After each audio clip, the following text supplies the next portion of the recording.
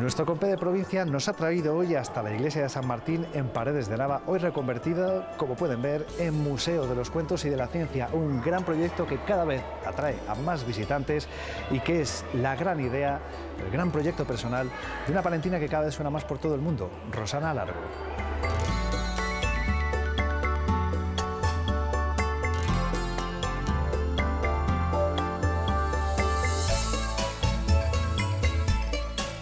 Les vamos a invitar a conocer de primera mano este Museo de los Cuentos y de la Ciencia que está situado en Paredes de Nava, en una de sus iglesias. Luego hablaremos de la vamos a decirlo así, de la localización elegida, pero nos lo va a contar Rosana Alargo, que es la precursora y creadora prácticamente de, no sé si todo, a lo mejor hay alguna cosa que no, pero prácticamente todo lo que se ve en este museo, ¿no? Sí, sí, la verdad que es que ha sido una tarea ardua porque han sido casi 14 años realizando y reuniendo todas estas piezas y bueno, pues sí, ha sido un trabajo costoso desde luego porque son piezas muy grandes, volumétricas, de gran tamaño, entonces bueno, pues sí, sí. Yo en principio, claro, iba derivando las exposiciones científicas a distintos museos a nivel nacional e incluso internacional, porque también tuvimos nuestro guiño en el Planetario de Roma, en Italia.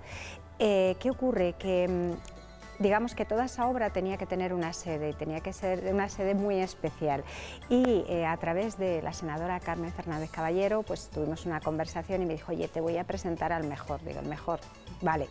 Vete al Ayuntamiento de Paredes de Nava, allí su alcalde te va a oír, ya verás cómo va a gustar, es un proyecto muy interesante, es innovador, es algo singular y efectivamente yo hablo con Luis Calderón, que es el alcalde de Paredes de Nava. Yo esperaba que sí que tuviera buena recepción porque ya partiendo del propio pueblo, los vecinos pues han ayudado mucho, han colaborado y han aportado mucho, primero a difundirlo, porque esto ya sabemos que es como todo, siempre el boca a boca es lo que prima, pero luego la aceptación ha ido a nivel de Castilla y León y ahora ya pues nos metemos ya con Madrid, Burgos, Segovia, bueno, Castilla y León, pero quiero decir que en Madrid también incluso han venido hasta chinos al pueblo, ¿qué te parece? Pues eso ya dice mucho. Sí. Y viendo el recorrido que vamos a hacer lo van a entender perfectamente porque salta a la vista.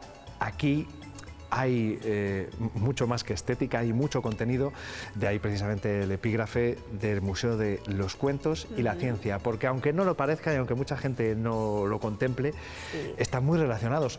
Sí. O por lo menos siempre hay elementos, ¿no? que pueden servir además para que esta sea una visita pedagógica. Claro, es que esa es la finalidad, es decir, que tenga un fin didáctico, un fin lúdico y por supuesto que se aprendan, que se lleven algo más allá de lo que es puramente el cuento, ¿no? Entonces por eso tenemos la proyección científica y como hilo conductor siempre el arte. Hemos pasado por un bocallave gigante, un bocallave que nos recuerda a esa Alicia en el País de las Maravillas, ¿no? Y por supuesto ya partiendo de la propia puerta tenemos representados a dos de las mejores científicas que tenemos en España, que es María Blasco por un lado y Inés Rodríguez Hidalgo, que es la directora del Museo de la Ciencia de Valladolid, que recientemente ha sido jurado en el Premio Princesa de Asturias.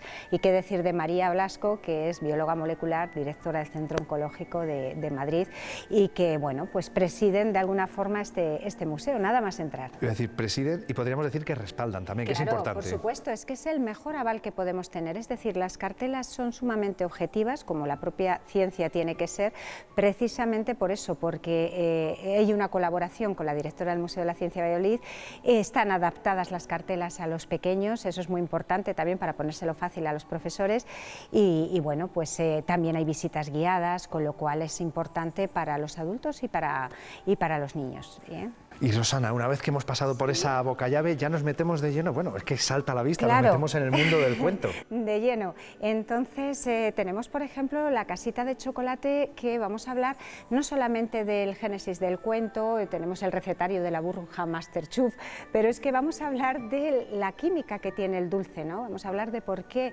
los petacetas, por ejemplo, ese chascarrido que nos sale en la boca, pues claro, están compuestos de distintos elementos como es el CO2, que explosiona en nuestra boca en contacto con la humedad de la lengua, ¿no? Entonces, eso es un apartado que vamos a hablar de la química. Después tenemos otro apartado que es el de Cenicienta. Salta a la vista. Sí, ¿verdad? En cuanto ve uno la calabaza, ¿verdad? Además es que en este museo también subyace la idea de la indumentaria, de la vestimenta, ¿no? El vestidor de los cuentos que nosotros llamamos propiamente. ¿Por qué? Porque el vestido aporta entidad también al cuento. Si hablamos de Caperucita Roja, pues claro, tenemos muy presente que su caperuza roja, sí que las fuentes nos dicen, la tradición oral, que se llamaba Marilena, pero eso se acabó perdiendo. Hablamos del gato con botas, tenemos su bota, zapato de cristal de Cenicienta, y por eso mismamente este zapato de cristal es el que la física nos va a explicar que no puede medir más de 1,15 centímetros, si no quebraría. Curioso, muy curioso. Sí, sí. Y luego, bueno, pasamos al mundo de Alicia en el País de las Maravillas, que es mi cuento favorito, claro. Y el de mucha gente yo creo también, ¿no? Sí, Tiene sí, algo, sí, tiene misterio, tiene algo magia. distinto, exactamente. Si te das cuenta, es uno de los cuentos en los que ella es la protagonista hasta el final, y el objetivo que tiene es de continuo el preguntarse el porqué de las cosas. Lo posible es imposible y lo imposible es posible. Por eso creo que aquí me he centrado bastante en los detalles.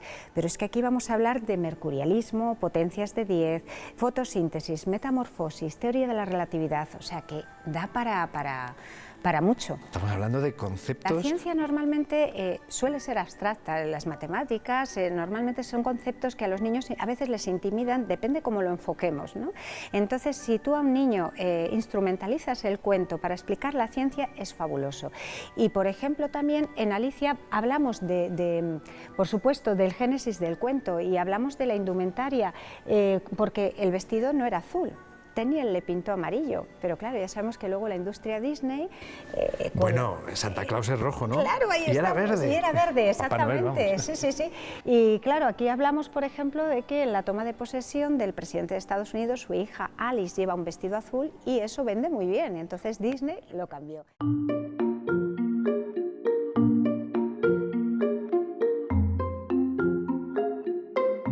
Y claro, pasamos, por ejemplo, a Pinocho. Claro, es que Pinocho es tremendo, porque aquí podemos hablar de los autómatas, del efecto mentiroso también, que es, bueno, pues desde el punto de vista científico, cuando mentimos, ¿qué nos pasa? Pues que la punta de nuestra nariz se enfría y nuestra frente se calienta, simplemente por planificar esa mentira. Entonces, hablamos de los abuelitos de los robots, que fueron los autómatas, ¿no? Los primeros autómatas. Y, por supuesto, aquí reside siempre la idea del reciclaje. Es decir, la nariz de Pinocho pues, está hecha con el motor de una impresora, la mano que se mueve sola tocando el piano pues está hecha con palitos de helado.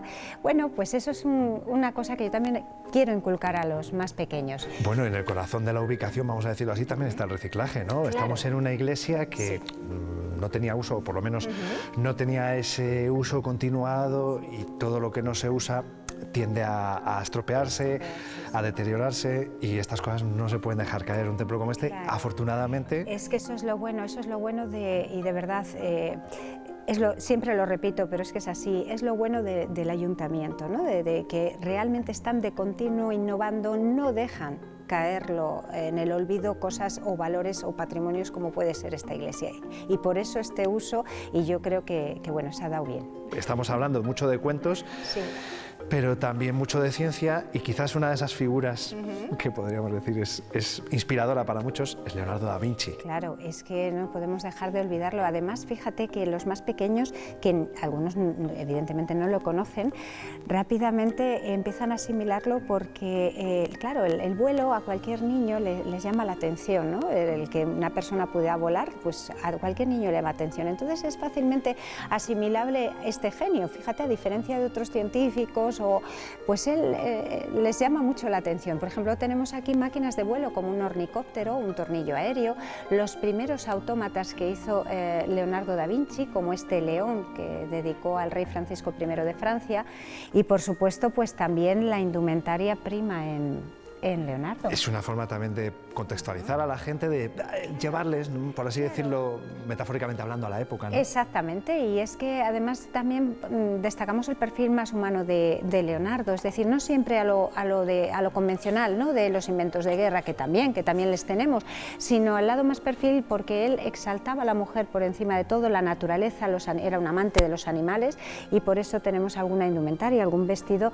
donde están representadas, aparte de la Madonna, las mujeres que pintó en los cuadros, que como la Gioconda pues están en el medio natural. Además, todas sus piezas tienen un significado, es decir, por ejemplo, este carro de combate, según Vasari nos comentaba en sus anotaciones, porque es uno de los mejores biógrafos de Leonardo da Vinci, pues nos comentaba que las ruedas que hizo Leonardo eran unidireccionales. En este caso, el carro de combate que le encargaron debería de girar, debería rotar de esta forma, ¿no?, rotar así, pero él las hizo unidireccionales quizás porque no se consideraba bélico, o sea, era una persona más bien pacífica, según lo que nos cuentan las fuentes.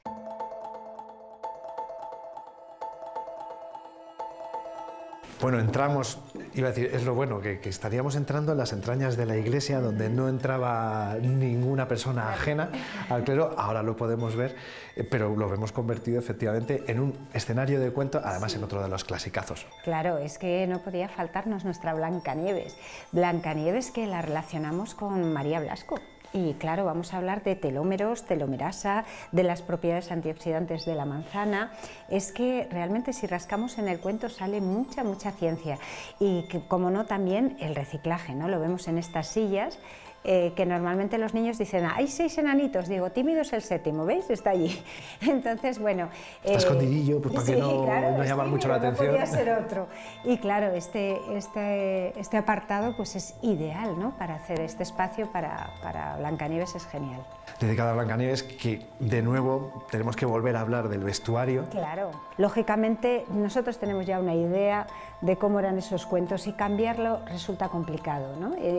No somos Coca-Cola, no exactamente, podemos, no puede ser. ¿Qué pasa? Que a veces te dicen, bueno, pues algún cuento moderno podrías meter y tal. Digo, sí, me encantaría, porque les hay y muy buenos.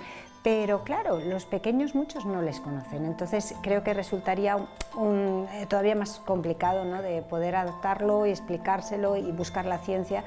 Y quizás lo más difícil, fíjate, de todo esto es que los cuentos clásicos ya nos les conocemos todos, pero para buscar la ciencia en cuentos que ya nos conocemos todos quizás es una tarea más complicada que si el cuento no le conociéramos, claro.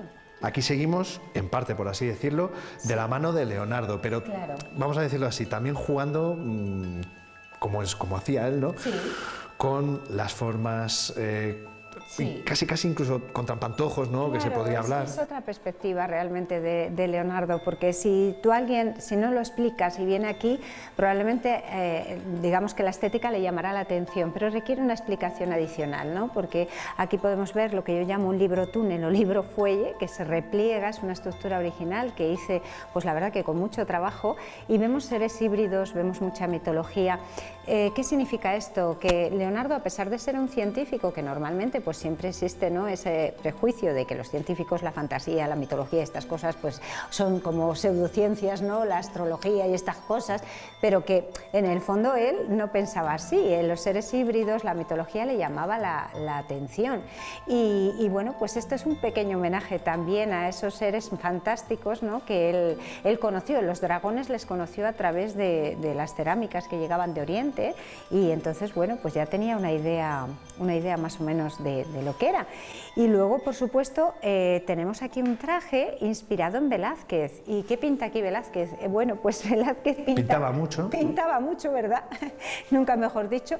Pero es verdad que es un traje que llevé a Roma, y me llamó la atención una cosa, y es que Velázquez era un apasionado, al igual que yo. A mí Italia también me fascina, creo que como a casi todo el mundo, era un apasionado de Italia, y claro, este traje pues está inspirado un poco, hay como una especie de menina con el teatro, con la loba de Rómulo y Remo, distintos, bueno, pues ornamentos que nos recuerdan a esa Italia, ¿no? Y bueno, le puse ahí, aunque no tengan que ver en el tiempo, pero ahí estamos. Ojo, hablando de Italia, sí, uno de los lugares donde precisamente han reconocido ese trabajo creativo de sí, Rosana, Italia, Francia, sí, Estados Unidos. artista reconocida internacionalmente. Era la excusa para venir, que luego lo bueno es que el museo te descubre muchas más cosas, pero claro, es que llevando el nombre de Palencia por todo el mundo... Claro, es que no podía ser menos. Es que mira, yo te voy a decir una cosa, ha sido tal la acogida desde el minuto uno, bien está mi vinculación afectiva a Palencia y por supuesto al pueblo de Paredes de Nava, que le llevo siempre en el corazón, pero es que ha sido tal la acogida por parte de los palentinos, entonces qué menos que yo corresponder con lo mejor o con lo que mejor se acerque es el arte, ¿no? Y por eso en Times Square estuvo ahí mi querido Paredes de Nava con el rey David, que lució como nunca, en 120 metros de alto. Y bueno, pues la última, que ha sido el 14 de octubre, el máximo reconocimiento por la Academia de las Artes, las Ciencias y las Letras de París, fue dedicado expresamente aquí al pueblo y a la Virgen de Carejas de Paredes de Nava.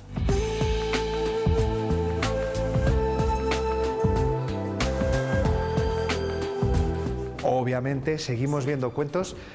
Yo creo que la gente ya ha podido intuir que aquí esta parte reservada a una lámpara mágica, a un genio mágico, nos lleva o nos traslada a Aladín, ¿no? Claro, al genio de los genios. Sí, bueno, esta obra vamos a hablar pues de empuje vertical, vamos a hablar de fuerza, de moléculas de aire, de presión. Eso está muy bien, pero fíjate, esta obra en concreto es lo que me consolida a mí como artista. Y sí, es muy curioso, sí, porque normalmente el arte siempre está designado para, bueno, pues para crear emociones. Siempre se ha dicho eso, ¿no? Y es verdad, es de lo que la esencia del arte es esa, crear emociones. Y yo tengo aquí una columna de deseos, y cuando yo hice una exposición precisamente en el Museo de la Ciencia de Valladolid, pues claro, los niños metían deseos, los adultos metían deseos, y los lunes, que es cuando estaba cerrado el museo, yo iba a recogerles. Y imagínate el shock, ¿no? que con el que me quedé yo cuando ves que esos deseos, en lugar de ser banales, de bueno, eran plenas navidades, quiero tal juguete, quiero tal, eran, claro, eran verdaderos problemas del día a día. Entonces había niños que te ponían a lo mejor, pues mi padre está en paro, no llega dinero a casa, genio, quiero que hagas algo, mi madre tiene una enfermedad, o sea, tremendo. Yo decía, esto no puede ser, veías la mano, claro que era de un niño, y lo veías a los adultos y decías, pero bueno, los adultos también, hasta este punto, quiero, ahora mismo estoy en paro, o sea, cosas que dices, ay Dios mío, ¿cómo puede ser que algo como puede ser una madera policromada pueda inspirar un momento emocional como este, ¿no? Entonces quizás ahí es cuando cobra importancia pues lo que hago. Es decir, eso no tiene precio. Bueno, venimos de Aladín, vemos por ejemplo el logo de Caperucita, vemos que Gulliver también está presente, tiene además también cierta vinculación científica. Claro, es que realmente Gulliver es un personaje que está muy vinculado a la neurociencia, pues por lo menos yo lo he intentado hacer así. Entonces, la neurociencia que nos dice que realmente podemos engañar a nuestro cerebro con la vista, ¿no? Si nosotros nos ponemos unas gafas de realidad virtual, de esas de ahora tan modernas que hay, pues si ponemos un vasito de agua y nos vemos unas extremidades muy largas, probablemente nuestro cerebro intuya que tenemos que dar pocos pasos. ¿Es real? No. Si nosotros nos ponemos esas mismas gafas y vemos que nuestras extremidades son muy cortitas, nuestro cerebro interpreta que hay que dar muchísimos más pasos. Tampoco es real. Quiere decir esto que yo siempre lo enfoco no solamente desde la perspectiva de la ciencia, sino que desde el optimismo. Es decir, nosotros si tenemos una enfermedad, tenemos una depresión, que no deja de ser una enfermedad, pues hombre, siempre lo primero es acudir a un médico, un profesional. Eso como con cualquier enfermedad. Como cualquier enfermedad. Pero luego, si además sumamos y lo complementamos con optimismo y con ganas de decir yo puedo con esto, pues a lo mejor incluso podamos engañar a nuestro cerebro. Por lo menos yo lo intento, lo intento exponer así. Intentar engañar para bien, no con una connotación negativa, claro, sino para bien. Para favorecernos. En esta parte, Aladín, Gulliver, sí. Decía yo el logo de Caperucita, que podría ser de Caperucita, pero es más bien de los tres cerditos, ¿no? Está bien fornido, podemos decir. Bueno, pues está para soplar y tirar claro, la casa. Es que la tenemos además de frente a la casa, ¿no? Para soplar. Bueno, pues este logo sí, es que aquí vamos a hablar de muchas curioserdades. Hablamos del genoma humano, lo que comparte con el genoma del cerdo, hablamos de nuestro cerdito ingeniero y por supuesto de la ingeniería, nunca mejor dicho, ¿no? Porque vamos a hablar de la consistencia que tiene que tener una casa, ¿eh? Entonces, bueno, muchas curioserdades. Curiocerdades. Curiocerdades, me encanta el término. Sí. Y luego podríamos decir que esta parte final está muy relacionada con, yo creo que todo el mundo también tiene muy presente a Pulgarcito. Claro. Pulgarcita en este caso. Sí, Pulgarcita.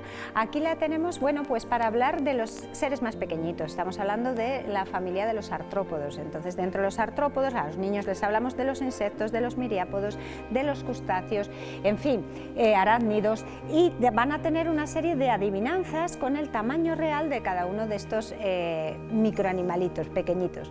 Y claro, Pulgarcita también nos da paso a hablar de una gran entomóloga como es María Silvila, que ella fue la primera mujer que ilustra, digamos, con insectos, con flores, o sea, lo combina todo en una misma ilustración, algo que era inédito. Así que eso, por supuesto, también es un tema a tratar.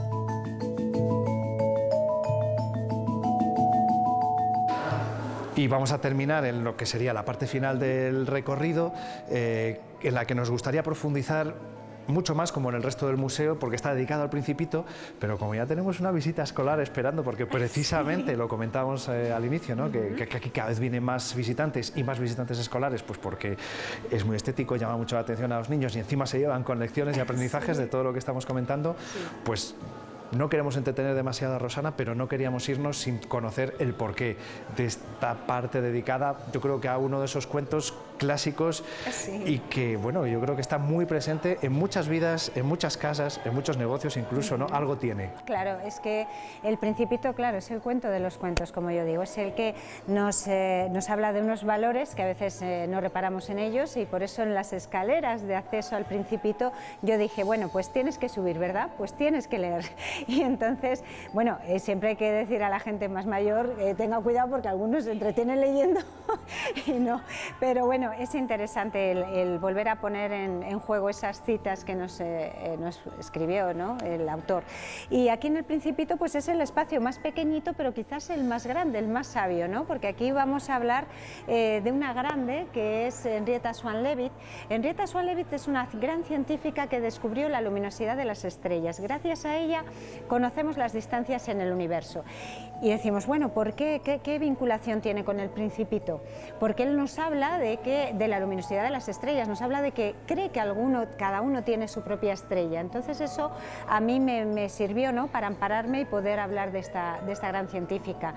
De las calculadoras de Harvard, que son otras grandes mujeres también, porque claro, no hay que olvidar el hombre de negocios de que visita el Principito, que quiere calcular todas las estrellas y contar todas las estrellas del universo. Entonces, bueno, vamos utilizando esos recursos para hablar, bueno, de la proyección científica del Principito en este caso. Claro, esto puede ser un gancho también para la gente más adulta, que son los que quizás tienen más presente al Principito, pero también puede ser vía de entrada, ¿no?, precisamente para los peques, para conocer la historia, que les pique la curiosidad y entren de lleno, ¿no?, en exactamente, el libro. Sí, porque los niños es eso, es saber llegar a los niños. Y te comentaba hace poquito una anécdota, ¿verdad?, muy curiosa de una abuelita que me dice, bueno, es que mi niño tiene 3 años, ¿cómo puedo yo hablarle del Principito? Pero es tan bonito que me encantaría que usted la comentara algo. Y claro, el propio niño se convirtió en el propio Principito, porque claro, nos habla el niño de que en esta caja que tiene 3 agujeros, él daba fe de que había un Principito y además estaba gordito y muy grande. Estaba ahí claro, él lo visualizaba. El corderito, eso exactamente, el corderito. Y claro, eso de alguna forma pues te alienta, ¿no?, a decir, bueno, existe esa magia en los niños, qué fácil es jugar con los niños cuando hay magia. Y de alguna forma ese niño se convirtió en el Principito e interactuó con la obra, así que... Claro, la magia muy presente en los cuentos, en la literatura en general, pero quizás en los cuentos especialmente en particular. La ciencia al final también tiene un poco de magia también, ¿no? Muchas veces a muchos avances científicos se ha llegado precisamente, ¿no?, intentando entender las cosas. Claro. Y al final un poco es el concepto, esa unión, esa fusión, la que se quiere trasladar, y quizás lo que puede ser, ¿no?, la clave del éxito de este museo, que vamos a recordar a la gente dónde se encuentra y cómo lo pueden visitar, que es lo más importante, claro, que aquí han visto una visita rápida muy por encima. Pues mire, este museo está en la iglesia de San Martín, Plaza Vallejo Nájera número 1, en Paredes de Nava. Es un museo que abre todos los días menos lunes y martes, festivos también, de 11 a 2, de 5 a 8, y sí que os adelanto que la programación navideña va a ser muy especial. Vamos a tener 3 días muy importantes, que van a ser el 9 de diciembre, 23 de diciembre y 4 de enero, con una programación, como ya digo, hecha para niños y para adultos. Pues ahí lo tienen muy facilito el acercarse hasta aquí, el poder disfrutar de este Museo de los Cuentos y de la Ciencia, y a nosotros nos queda agradecer a Rosana, en primer lugar, que nos haya atendido, muy importante, porque si no, no podríamos hacerlo, pero sobre todo que haya apostado por este proyecto, que haya apostado por Palencia, por su tierra, para desarrollarlo y que lo podamos disfrutar todos, y algo muy importante, que también trae gente para que lo disfruten y que descubran Palencia. Así que claro muchísimas que sí. gracias por todo, Rosana. Gracias a vosotros por venir, de verdad, un gusto.